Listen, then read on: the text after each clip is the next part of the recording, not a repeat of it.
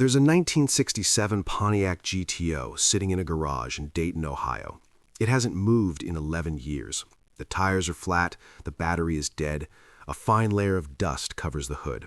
But every Sunday morning, a 71-year-old man named Gerald walks out there, pulls up a folding chair, and just sits with it. His daughter thinks he's lost his mind. His son-in-law offered him $40,000 for it last spring. Gerald said no without blinking. This isn't stubbornness. It isn't sentimentality in the soft, harmless way people assume. Something much older is happening inside that garage, something that started forming decades before Gerald ever owned that car. To understand why some people physically cannot let go of a machine, you have to go back to a specific moment in American history. Not Gerald's history, the country's history.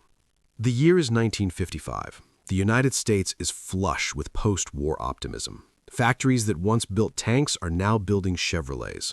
Soldiers came home, married, moved to suburbs, and needed cars to navigate this new, spread-out version of American life. For the first time in a generation, the future felt like something you could drive toward. Literally. The open road wasn't a metaphor. It was Route 66. It was a V8 engine and a road that disappeared into the horizon. The children born in the late 1940s and 1950s absorbed all of this. They grew up watching their fathers wash cars on Saturday mornings the way other men went to church. The car wasn't just transportation, it was the physical proof that the family had made it. A clean driveway with a new model parked in it meant safety, stability, progress. Children don't analyze these signals, they absorb them into their nervous systems as foundational truths about what security looks like. By the time those children turned 16, the car had already been encoded in their brains as something more than a vehicle. Then came the muscle car era. Between 1964 and 1972, American automakers produced some of the most psychologically potent machines ever built.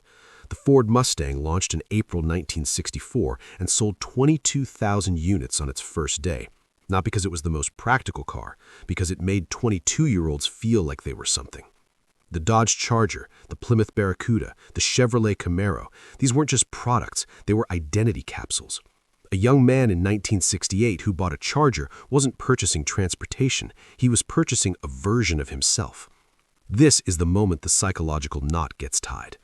Researchers who study autobiographical memory have found that emotional memories formed between the ages of 15 and 25 are retained with unusual clarity and intensity. The technical term is the reminiscence bump. During those years, the brain is forming identity. Everything experienced during that window gets coded not just as a memory, but as a self-defining event. The first car, the first drive alone, the Saturday night cruise, these don't get stored as nostalgic footnotes. They get stored as the template for who a person believes they fundamentally are. This is what Gerald's daughter is missing when she looks at that GTO and sees a problem to be solved. She sees a depreciating asset taking up garage space. Gerald's brain sees the summer he was 19 years old, alive in ways he hasn't felt since, driving through a warm Ohio night with all four windows down. But the story doesn't stay personal, it gets amplified. In 1968, Steve McQueen drove a Ford Mustang GT390 through the streets of San Francisco in a film called Bullet. The chase scene lasted 10 minutes and 40 seconds. It redefined what a car could mean in culture. Steve McQueen wasn't just a character, he was a type of man, quiet, competent, unafraid, and the car was inseparable from that identity. Millions of young men watched that scene and didn't just admire it, they internalized it.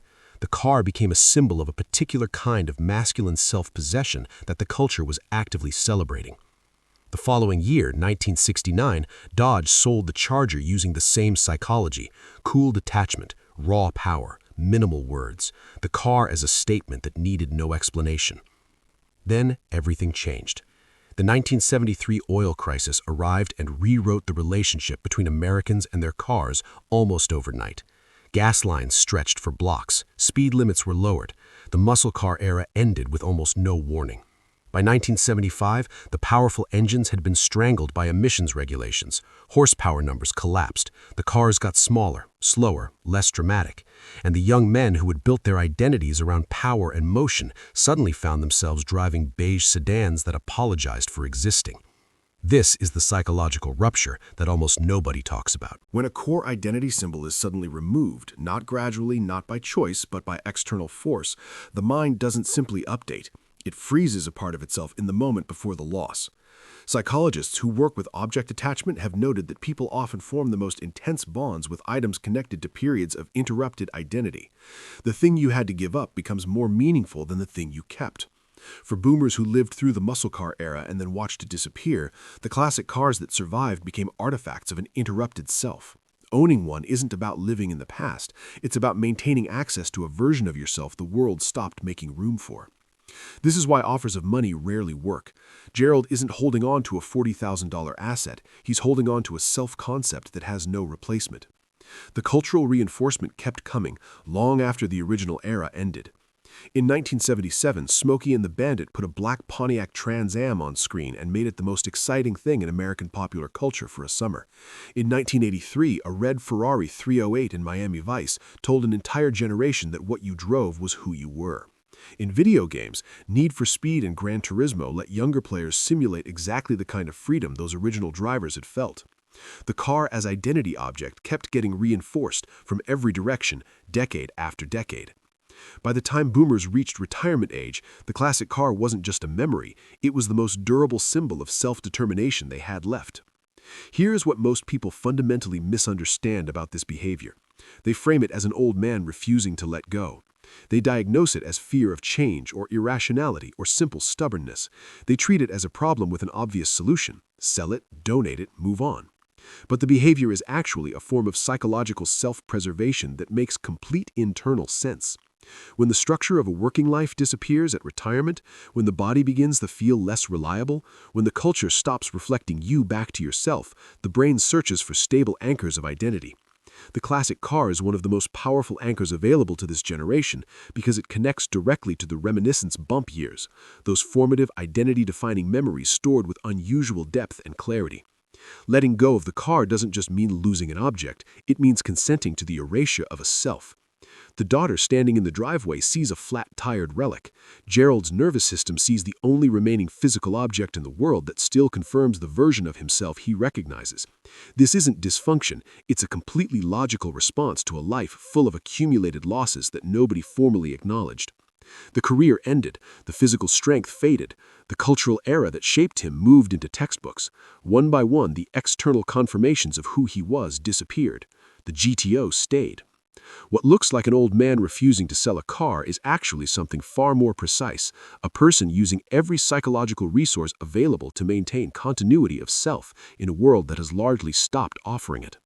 The real question was never why Gerald won't let go of the car. The real question is what it says about everyone else that they assumed he should.